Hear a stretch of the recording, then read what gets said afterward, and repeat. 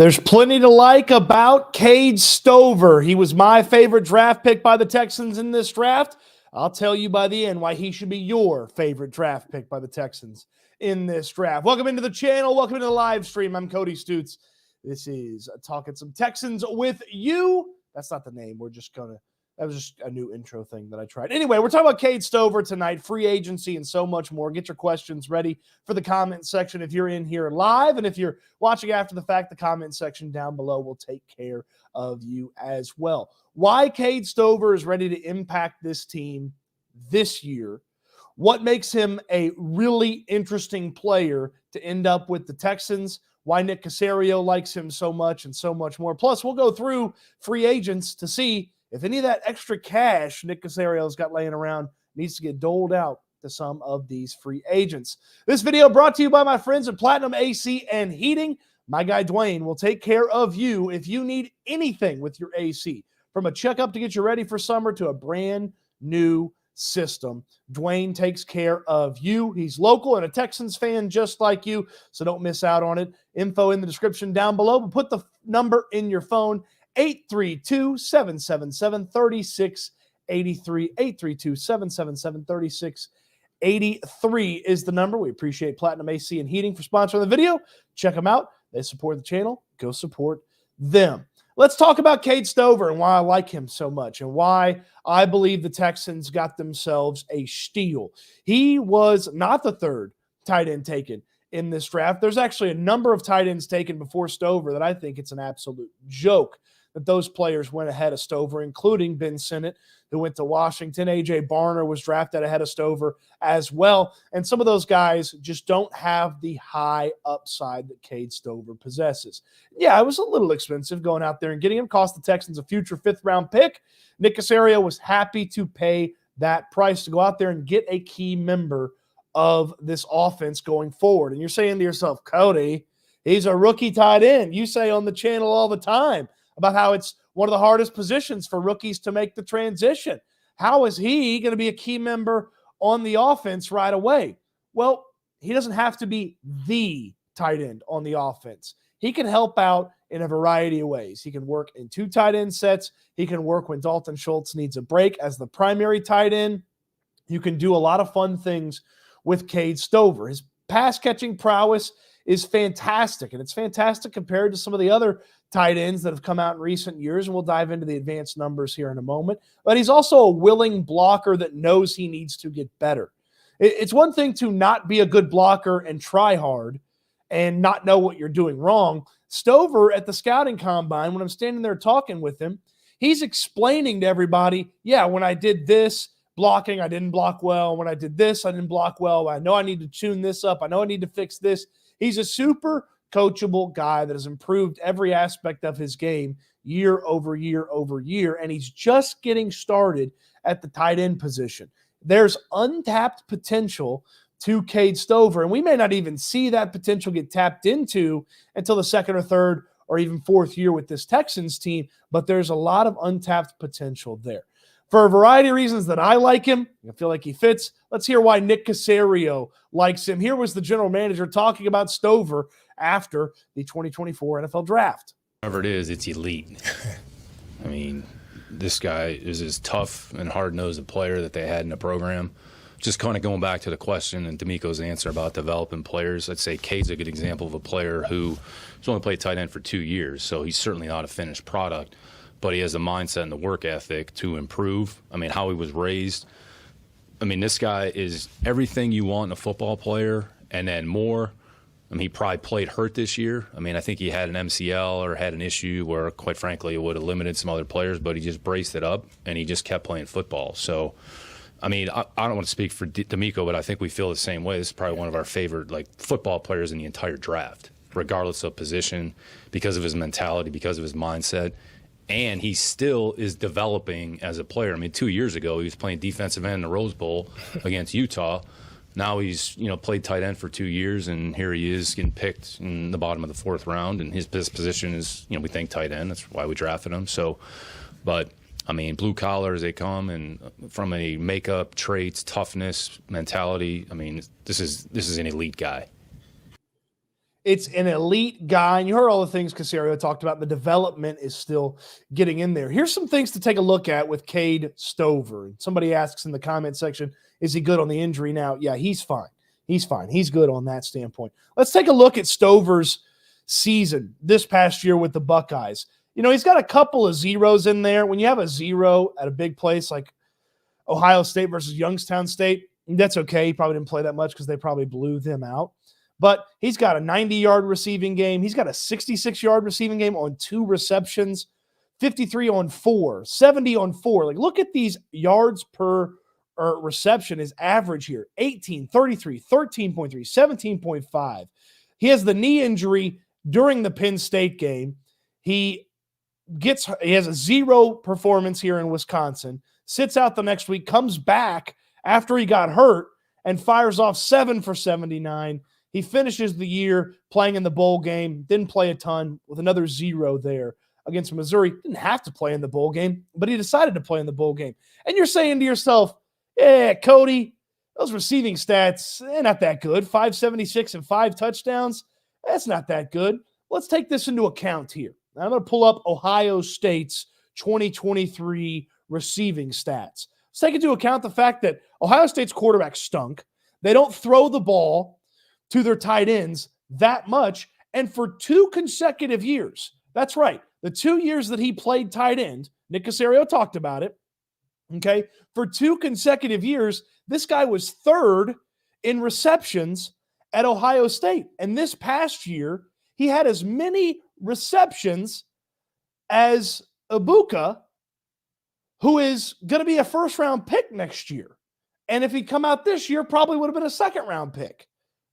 Like, Stover was the number 2 option tied with a big-time wide receiver. And he only had, 25 or so less than Marvin Harrison, the number 1 option.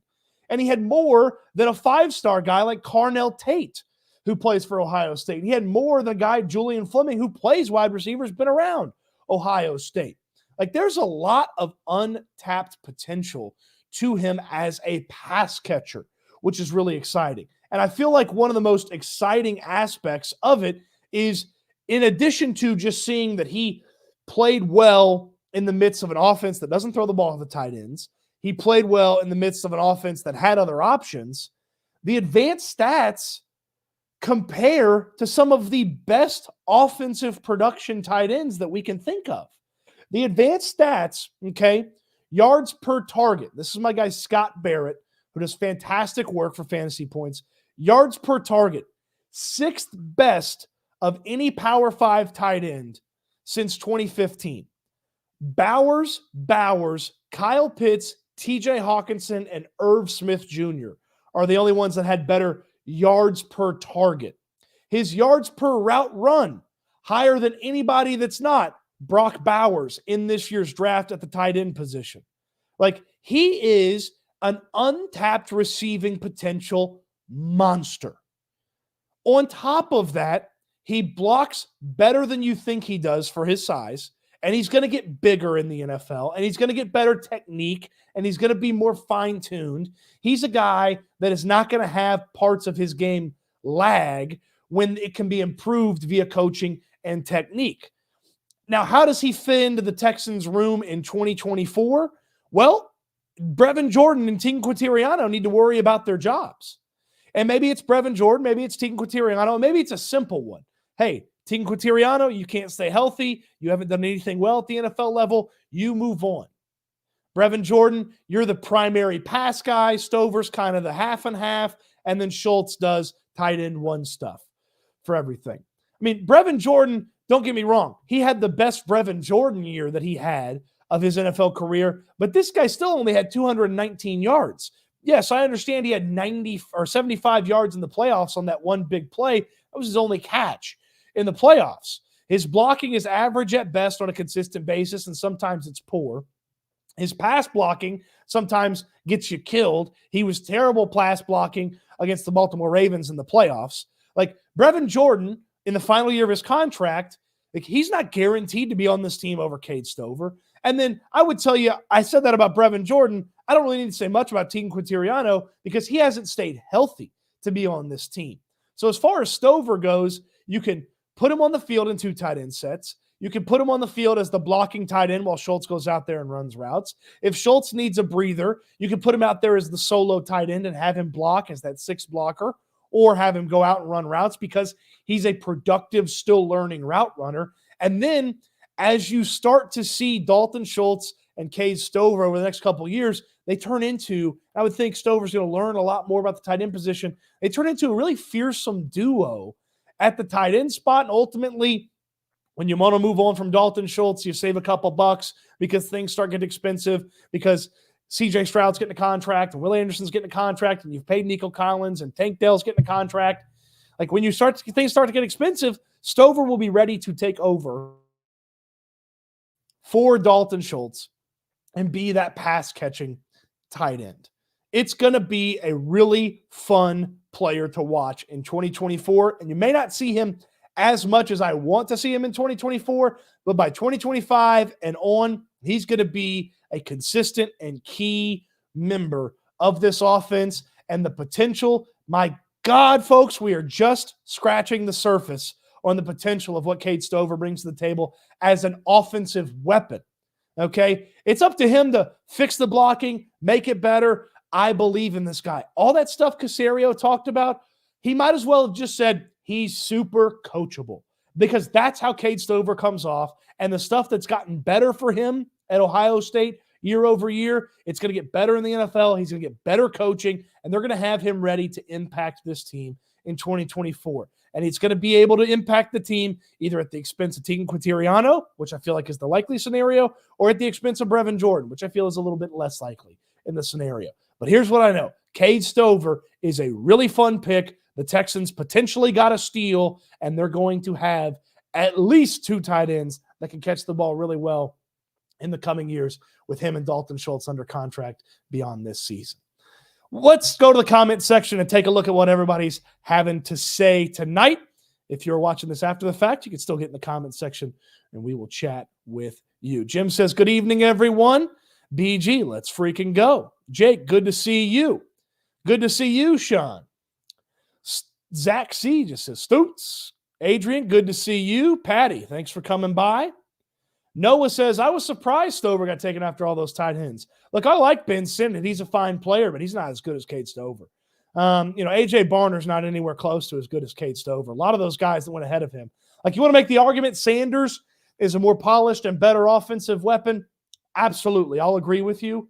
But is he better than Cade Stover overall? No. Cade Stover actually wants to block Jatavian Sanders, has no interest in it.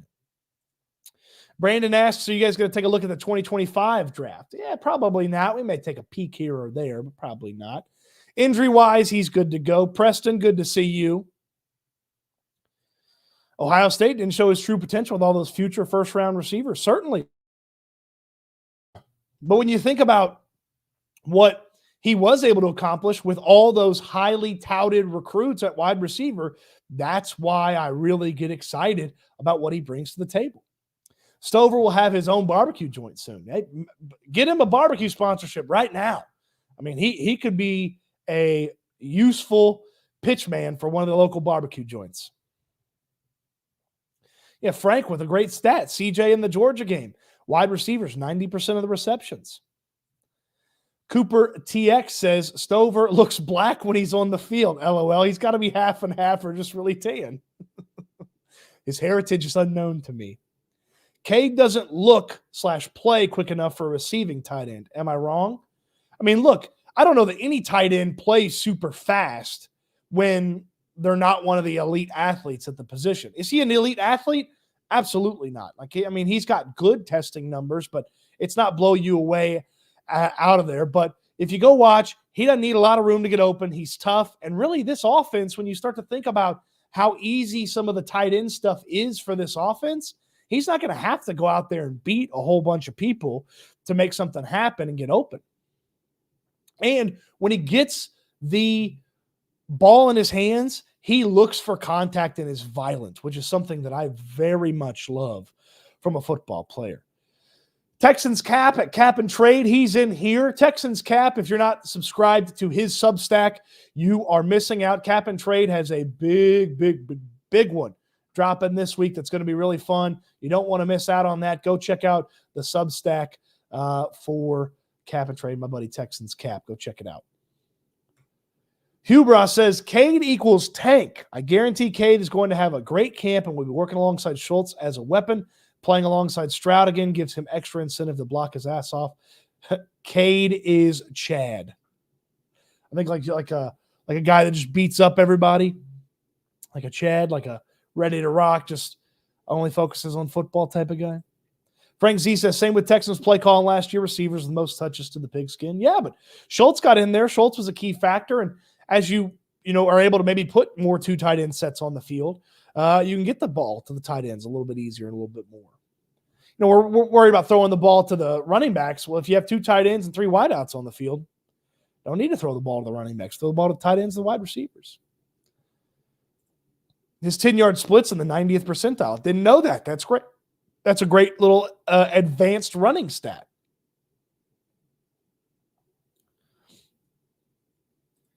He's more of a possession receiver than a fast route runner. Yeah, well, man, when he gets the ball in his hands, man, he makes things happen. Steve knows the nickname Farmer Gronk. Freddie, heck yeah, he reminds me of a young Gronk. He has great hands. He's got to go out there and make some plays in training camp and really catch the eyes and prove that he can be a receiving weapon. I mean, if it takes him a little time to get adjusted, sure. But I don't believe there's going to be much adjustment time. Like, this guy feels like he is ready to go day one. Jeffrey says the prior college chemistry between CJ and Cade is going to pay dividends in their growth going forward in the NFL. Absolutely. It's certainly not going to help. I mean, it's a nice advantage, but it's certainly not going to hurt them in any way, shape, or form. And that is certainly one of the aspects that makes him even better than, say, one of these other tight ends that has impressive numbers or impressive stats. All right, so that's Cade Stover. Let's talk a little bit about free agency. I'm looking over here at Over the Cap, and the Houston Texans are checking in at about 20-ish or so $1 million in cap space. Is there anything that you are dying to see the Texans spend money on when it comes to this cap space? Like, is there something or someone out there that you're saying to yourself, my goodness, the Houston Texans have got to spend money on this? Because a couple of weeks ago, I would have told you, hey, I want my friend Justin Simmons here. Justin Simmons had himself a fantastic run in Denver. They cut him because they were stuck right up there against the cap and sort of in half rebuild, half retool mode. And Simmons got the axe, making a lot of money at safety. Nobody's bit the hook on Simmons as a free agent just yet, but then the Texans went and got Kalen Bulock, and that might have taken safety off of the wish list for a lot of people. It certainly did for me. I didn't want them to go out there and get Simmons after they drafted Bulock. You've got Jimmy Ward. You got Jalen Petrie. Eric Murray was a player that DeMeco Ryans trusted last year and put on the field a bunch. So that's a guy that you can trust to go out there in some situations. And now you've got Bulock.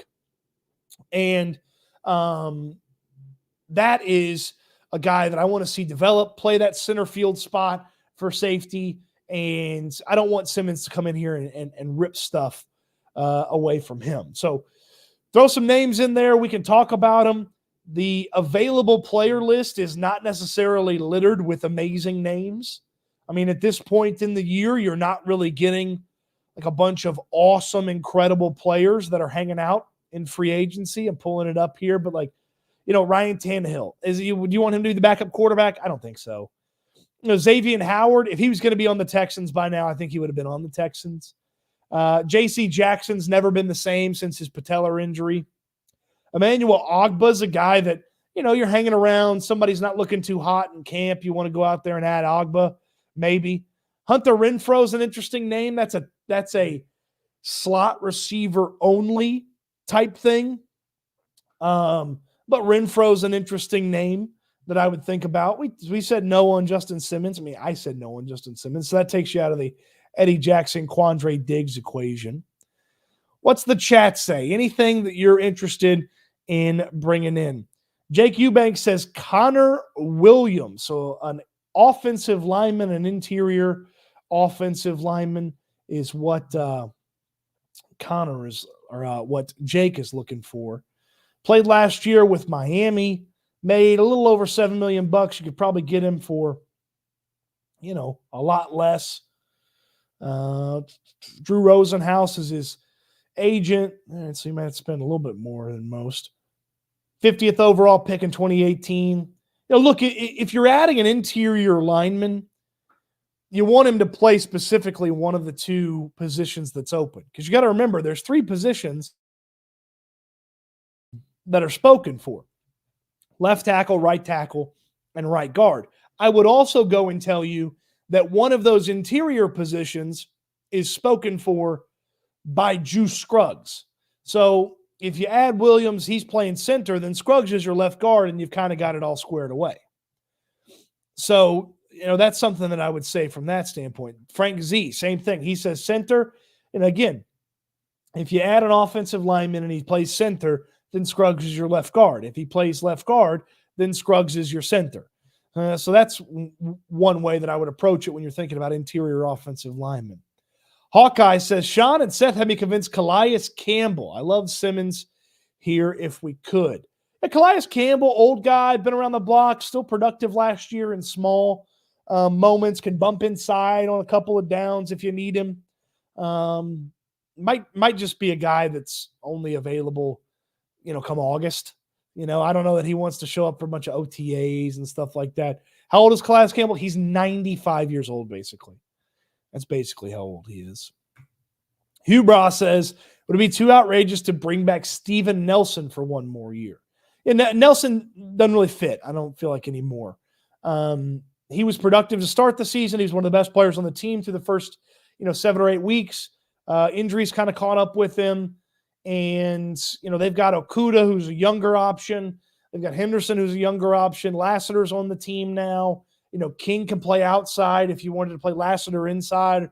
Bryant, the guy they brought over from New England, can play a little bit. So I don't think that cornerback is as pressing of a need, nor do I think I would go about adding Steven Nelson to that equation. A couple more comments, then we'll get to somebody who wants to jump in here. Brandon jokes, J.J. Watt, I think that's more of a November ad if he was going to come back. Sean G says, still look at cornerback. As you know, I'm not a believer in Okudah. Henderson and Lassiter is, quote, not an outside corner. I think Lassiter can succeed on the outside. I just don't know that you want him on the outside all the time. So, okay, outside corners that are out there, they're all basically Okudah-esque or C.J. Henderson-esque, with the exception of Xavier Howard. And again, if Howard was going to be on the Texans, I think he'd be on the Texans right now. But Keon Crossan, former Texan, Eli Apple, I think Logan Ryan retired. So, I'm not really seeing anything that's just, I feel like I have to bring him in, have to be in there. I like the options that they've got at corner. I don't know that I want to bring a corner. Noah says left guard's still one of my last concerns. Look, you've got options for left guard. You've got Kendrick Green, Kenyon Green, Jarrett Patterson, Scruggs. Obviously one of those guys is going to have to play center. Michael Broker's still on this team. He was with the team all year last year. So, Gran Turismo, do you ever miss BK and the New York guy, 6:45 p.m. on the radio on a random Thursday night? Yeah, I miss hanging out with those guys. That was the cool part of the show, is you get to hang out with my friends every day. That's what I got to do, is hang out with my friends every day. I still get to see them from time to time. I pop on Jake's channel, and BK and I catch up plenty time to time. You want to get in live, you certainly can. The link at the top of the chat will get you in there. Like our guy Teeman, what's up, man? Hey, Stoots, how are you? I'm living, man. How you doing? Good. As you can see, it's light again, so. Oh, I'm yeah? not in the dark. Yeah, you're not in the dark. Yeah, no more Nope. cave. Nope. That's good. That's good. I'm glad you paid the electricity bill. Yep, I did. Exactly. What you got for me? I think something that a lot of people, I haven't seen a lot of people mention it, at least, is like with the corners. I think, corners might be a little bit weak, but at the same time, if you look at our pass rush, if they can get to the quarterback quick enough, then we only need those guys to cover for a couple seconds, right?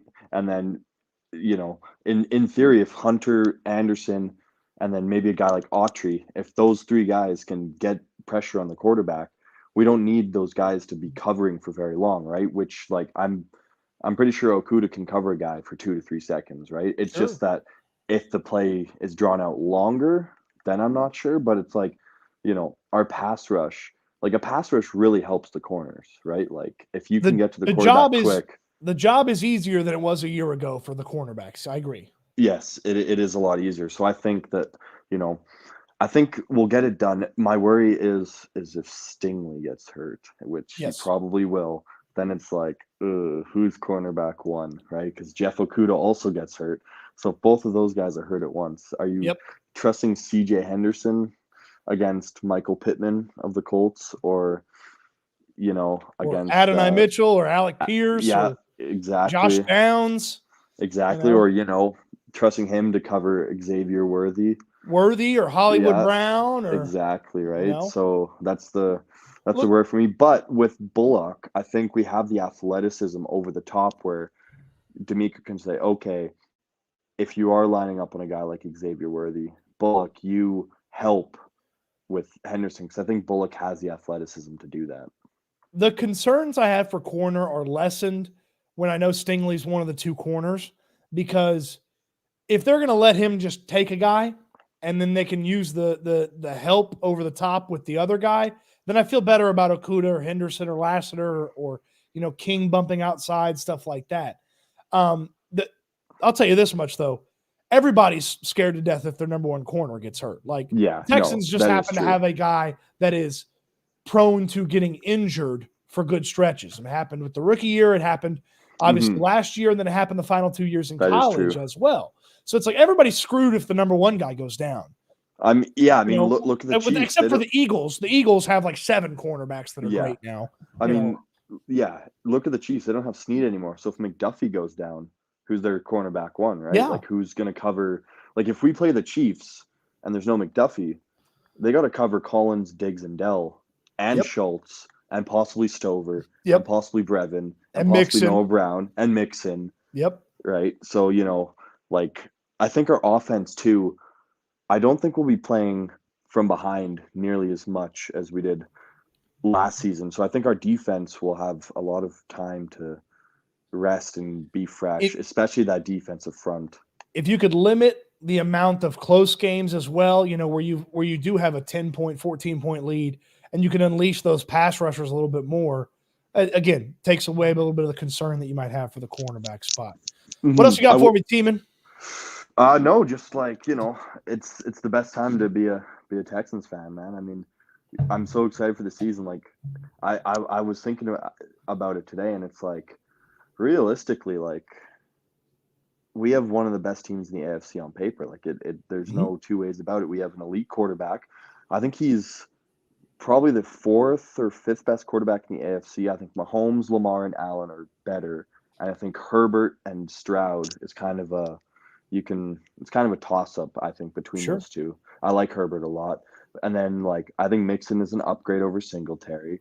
Obviously, Diggs is an upgrade over 99% of wide receiver threes in the NFL, maybe even 100%. I think he might be the best wide receiver 3 in the NFL if he is a wide receiver 3. Dalton Schultz is another year in the offense. Yep. The O-line is hopefully, fingers crossed, not going to have 17 million different injuries where we're playing third stringers. Need some luck there. 4. Yep. Yeah, and then the defense is greatly improved with the pass rush, and for sure, I think linebackers got better, and it's just like I expect us to be better, and if we aren't better, but we're healthy, then questions need to be asked about either the coaching staff or whatever. But if Stroud goes down week 5. What are you doing? Don't speak that into existence. Cut that out. Sorry, he's going to be healthy all season. My bad. Exactly. Well, if he gets hurt, you know who to blame. Yep. And then every Texans fan can clown me for the rest of. I'm going to keep it moving, team, and I appreciate it, man. Thank you. Yep. Good stuff from team. And Christian wants to weigh in. What you got, Christian? All right, you're a little quiet, but I can kind of hear you. Fire away. Hey, man, I was just hopping in to say I'm actually No way. You're his cousin? I gotta say, the Texans really have a true dog on the team now, bro. Like he fits in perfect.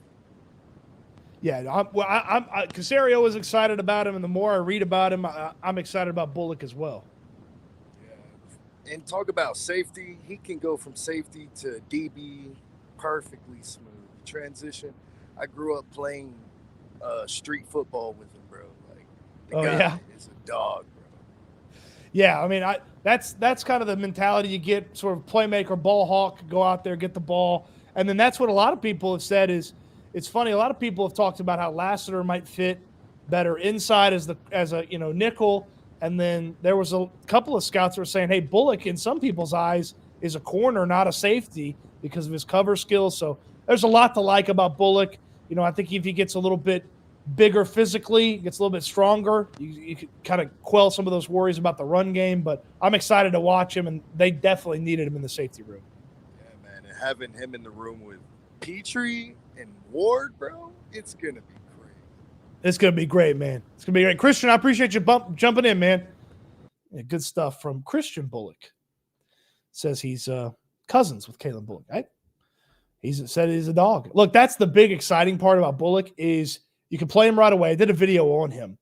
You can play him right away, and you can put him a bunch of different spots. If you want to put him as the deep center fielder at safety, you can do that. You want him to come up there and sort of blitz, you can do that because he's athletic. You want him to go be slot corner for a couple of plays, you can do that. Like what you use him for is a lot of different opportunities, and he gets to learn from Jimmy Ward in that room. He gets to learn what not to do from Jalen Petrie. It's great. It's great. Jake says, I like Dwyane Jordan. I'm going to do a video on Dwyane Jordan tomorrow, and there's a lot to like about what Dwyane Jordan's putting together, and I'm excited to see what he brings to the table, and that's a guy that's certainly going to be pushing people. If the book on him is true, he's certainly going to push some people that are a part of the roster right now. And if you don't know who Dwyane Jordan is, he's the seventh round. He's a 7th round pick from Louisville, plays running back.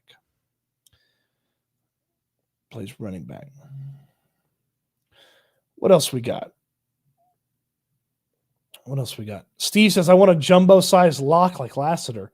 I also want one of those. I can't afford the real one like he has, but like just a little like plastic one, or like a lock sound that locks when when we're talking about him, like the lock it down or something. I don't know. We'll figure it out. There's time to workshop that. There's no time better to get your AC checked out by Platinum AC and Heating than right now. Call my guy Dwyane today, 832-777-3683, 832-777-3683. Platinum AC and Heating is here for you this summer. Have Dwyane come out and just get your AC ready for the summer. Do you know that you need to make sure that your AC is up and running? You can't just turn the sucker on and run it all summer without having it checked out and ready to rock all summer. You know you're going to be running that AC all summer long, so make sure it's up to snuff and ready to run the way it is. Maybe it's not blowing as cold as it could be. Dwyane can fix it for you. He is just like you. He's local. He's a Texans fan, and Platinum AC and Heating is the best around. Not only do they have the best services, but they've got the best prices as well. 5-star rated by the Better Business Bureau. 5-star rated on Yelp. 5-star rated on Google as well. Dwyane will take care of you. If you need an AC guy, you really need an AC guy. So you better have one in your phone if you're going to need an AC guy. I've got him in my phone. Simply the AC guy. Dwyane, Platinum AC and Heating, right here in my phone. Put the number in your phone, because when you need an AC guy, you need an AC guy. You know what Dwyane does too? He works on the weekends. Your stuff goes out Friday night. Most companies won't talk to you till Monday. Dwyane will fix it on Saturday so that you're cool all weekend long. He's the best. He's a huge Texans fan. So when he comes out to work on your AC, talk some football with him and then figure out exactly how you're going to make sure you stay nice and cool in the hot Houston summer days. Well, how can you do it? You can call Dwyane at Platinum AC and Heating, 832-777-3683. Put it in your phone so when you need an AC guy, you've got the AC guy. Check out Dwyane, man. Check out Dwyane. He does a fantastic job. British Brooks sounds like the British Bull. Oh, hold on. Here's our guy Dwyane right here. Platinum AC and Heating. How about that? Great to see you, Dwyane. Guys, Texans fan of the channel, just like you. Give him a call when you need something. When you need something for the AC, Dwyane will take care of you. I said British Brooks sounds like British Bulldog. So British Brooks is a undrafted free agent running back from North Carolina, who I have never heard of before, but I will learn more about him. I don't know if the undrafted guys are going to get a video, but we might sneak in a little British Brooks conversation when we're talking about Gerard Jordan, a little bit later this weekend. Let's see here. Space Age 713 says, I like Lassiter. We'll show who he is, put him in position to thrive, and D'Amico will do just that. Absolutely. And he's got opportunities to be successful right away as well, which is really good from that standpoint. Is he doesn't have, it's like he has to go out there and be CB2 right away. Like they can ease him in if they need to. He's got to roll day one if he wants to. Jeffrey says, hey, by the way, as a licensed electrician, always call a pro. Yeah, Dwayne's a big-time pro. Big-time pro. Bubba Homeschool says, honkies for Yankees. Yeah, the Yankee brothers, spelled Janke. The Yankee brothers, undrafted free agents who are going to be in the conversation here. Both of them play wide receiver. So interested to see what they bring to the table. Brandon says, rather have Lassiter, who risks his future to play in a bowl game with his team, than Sweat, who risks his future drinking and driving. Oof. Yeah, Tavondre Sweat's going to be an interesting one to watch. The Titans might have got a steal, or the Titans might have overdrafted a guy that they felt like they had to have, but he went a lot earlier than most people thought he was going to go. So it's something to definitely pay attention to with Tennessee. Let's see here. Zach C., I think Bulock is going to be a very good NFL free safety. Yeah, I'm very interested to see his development. He feels like the guy Caserio was the most excited about, and he's the guy, to me, out of the top 4 picks that they made, has the clearest role right away. Like backup safety, deep safety when they want to put 2 other safeties on the field. And, if you want to play him in the nickel, you can. Certain matchups, like there's a lot to like about what Bulock brings to the table as well. So I'm excited about him. Okay. We did the Cade Stover. We talked a little bit about Bulock and, some free agents and stuff. Did we basically decide no free agents? I'd take a backup tackle if they wanted to add one, like Donovan Smith or Cam Irving or something. I'd take a backup tackle. We talked a little bit about the free agents, answered a couple of questions. Fire away. We'll keep it going here for a few more. See what everybody's got going on here. Teaming with a fun stat here. Apparently the Jaguars drafted 500 spots total off of the consensus board in the draft. Heard it in an NFL podcast earlier this week. Balky sucks. Yeah, the Jags, I liked Thomas Jr. That's a nice pick for them, but I didn't like very much other stuff that they did. Did not love that. Jeffrey says, I feel like the sweat pick by the Titans was to troll us and other DT needy teams in the draft. Yeah, he was part of a little DT run that happened right there at the top of the second. So, and look, anytime the Titans think they are sticking it to the Texans, and certainly they're going to try to. Bull Rush talking about another undrafted free agent the Texans brought into the equation. Phildarius Payne, or as his teammates, I suppose, have called him, Big PP. Yeah, Payne's an interesting guy. Virginia Tech, not a small fella, So interested to see what he brings to the table. Look, I think when you're an undrafted free agent, the hope is to keep the coach's eye long enough to find yourself on the practice squad or in consideration for the practice squad. And then that's really the way that I would go about things from that standpoint is, try to get on the radar, stay on the radar, and earn yourself a job so that when they need someone in the building, when they're out there practicing every week and you're giving everybody a good look, they keep you around, you hang out, and you hang around. Over the next few weeks, what's the Texans' offseason look like? Well, that's actually a great question. Let's pull that up here.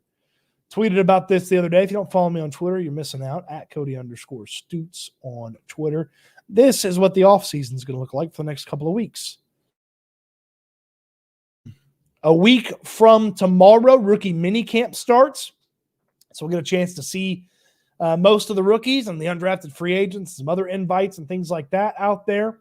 About 10 days after that, we'll get some of the available OTA workouts for the offseason, be able to go out there and watch some of those.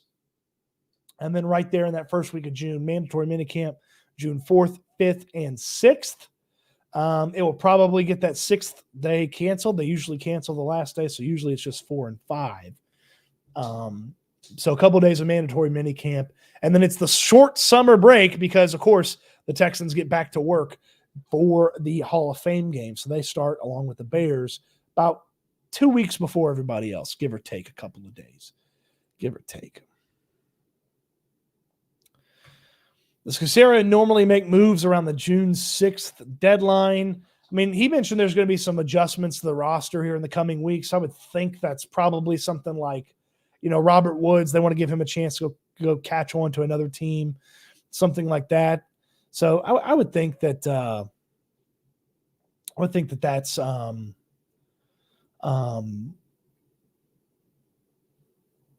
what he was talking about when he was talking about roster adjustments. 1 week until schedule release. I do believe the schedule release will happen either the 9th. It will happen either the 9th or the 16th. They were teasing it during the draft that the release was coming soon. So they've got to be close to having it done. So I would think that the schedule release, May 9th is not out of the question. So a week from today, which if that's the case, we'll have a big stream. We'll have a big show here on YouTube. We'll play our first game, a win-win, loss-loss, and we'll figure out where the Texans are headed, from that standpoint. From a schedule wish standpoint, I don't really have wishes. I have hope nots. I hope they don't play the Chiefs week 1. I don't want that. I hope they don't play on Thanksgiving, and I hope that they don't play the Saturday, Wednesday, Christmas double up, because that's going to mean a Sunday game followed by a Saturday game followed by a Wednesday game. And then, yes, you get a week plus off after that, but that's right there at the back end of the toughest part of the schedule. So that's my hope for not.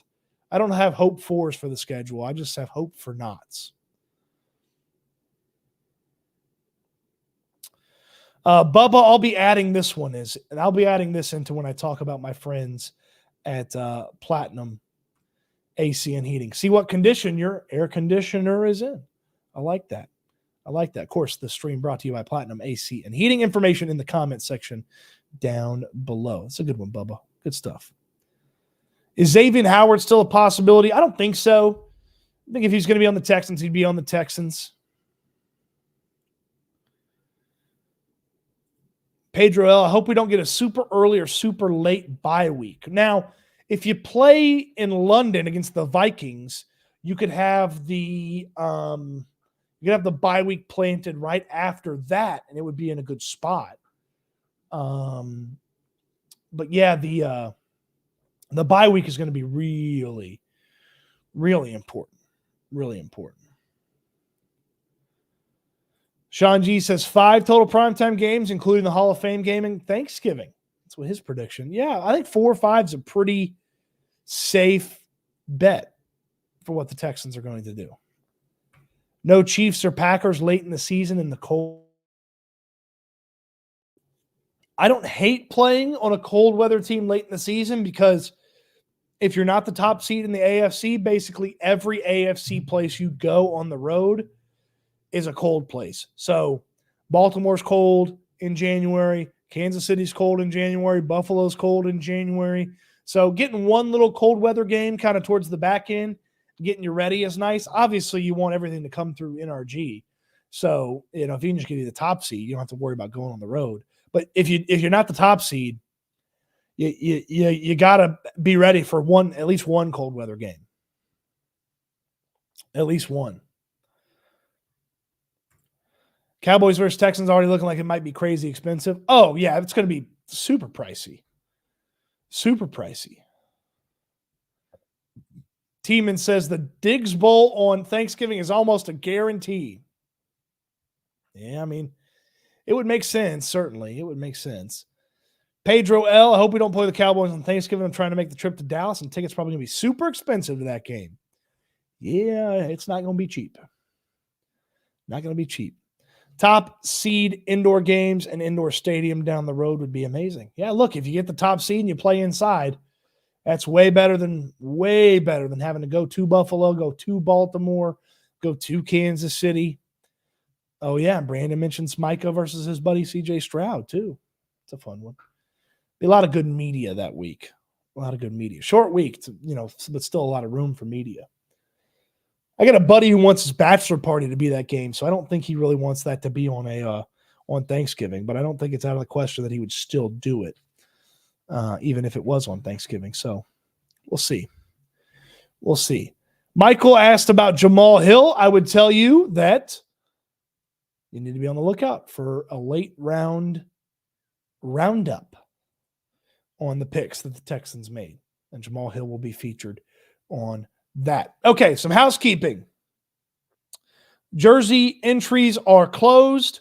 If you didn't get in, I'm sorry. You had a week plus to figure it out. Somebody's going to win themselves a customized jersey. You'll be informed if you're the winner here in the next week or so. We got some fun stuff coming at Houston football. Obviously, it's going to slow down a little bit at some point. It's not slowing down right now. Some fun stuff at Houston football, so check that out. Links in the description down below. Obviously, we got all the videos coming your way here on YouTube. We're not going to miss any, doing some more lives here and there. I'm going to do some breakdowns of the draft class a little bit more, talk to a couple more of my draft friends and draft buddies about this or that. And then, we'll flip the page and get ready for the schedule release, do's and don'ts, wants and don't wants, things like that. That'll be down the corner. We'll get you some OTA updates and conversations there. And then we'll hit the summertime. The summertime will be fun. We'll just be hanging out, getting ready for the season. We'll do some big preview stuff. So you don't want to miss out on anything. Subscribe to the channel. Throw me a thumbs up on the video. And, of course, support and check out our sponsors, like our wonderful buddy Dwyane over Platinum AC and Heating. When you need an AC guy, you need the AC guy, and that's Dwyane. Call him today, 832-777-3683. Put it in your phone. So when you need an AC guy, you have the AC guy ready to roll. If you watch the live streams, we finish them the same way each and every time. This is my hope for you. This is my charge for you as well. I want you to eat good. I want you to sleep good.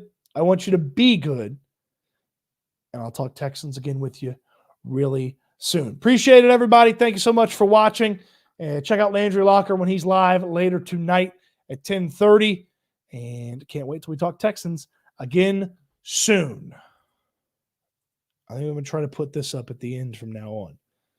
Adios. Oh, look, I got the old logo on there. I need to update this. All right, so we're not going to do that. All right, bye, everybody.